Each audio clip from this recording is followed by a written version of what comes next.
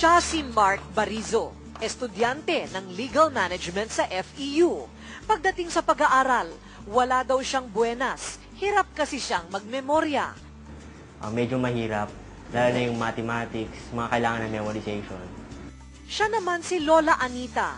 Sa mga gawaing bahay, bihira raw siyang buenasin na matapos ng maaga. Lahat kasi ay nakakalimutan niya. Lalabas ako, kukuha ko ng betchen. Pagdating ko doon sa tindahan, ano ba yung kukunin ko? Ang koro naman sa simbahan na si Aling Ling, buenas man dahil maganda ang boses, malas naman dahil laging napapagasto sa pagiging makakalimutin at madalas kasi siyang nakakawala ng liriko ng mga kanta. Nanghihiram na ako kinabukasan, ipasa-xerox ko naman. Pero normal naman daw ang maging makakalimutin.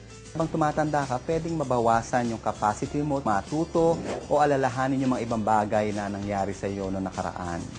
Gayunpaman, may paraan pa rin para muling gawing ginto ang isipang unti-unti ng kinakalawang. Ang kailangan lang kasi, ehersisyo, tamang pagkain, at kapsulang may halamang bacopa, moniera o brahmi.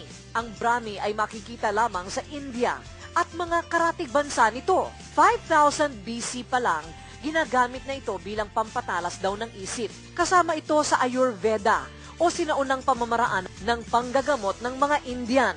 At noong 1996, napatunayan ni Dr. Singh ng Central Drug Research Institute ng India na totoo ang paniniwala ng Ayurveda. May proteinang bacosides kasi ang brahmi na kayang magpalabas ng hormones na panlaban sa stress. Kaya kumakalma ang utak at mas bumibilis ang pagpapadala ng mensaheng kailangan.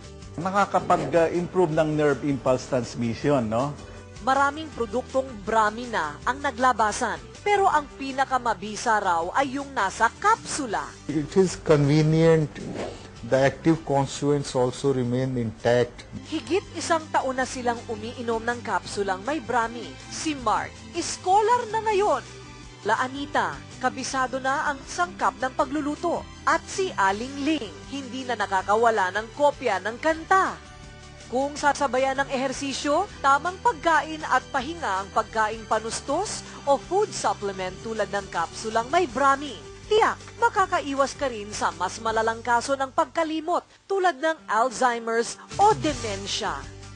Magiging buena sa isang buong pamilya kung lahat ng tao normal ang pag-iisip dahil kasi syempre yung interaction na ikaw ay normal at talagang kumpleto pa rin tao ay nandoon.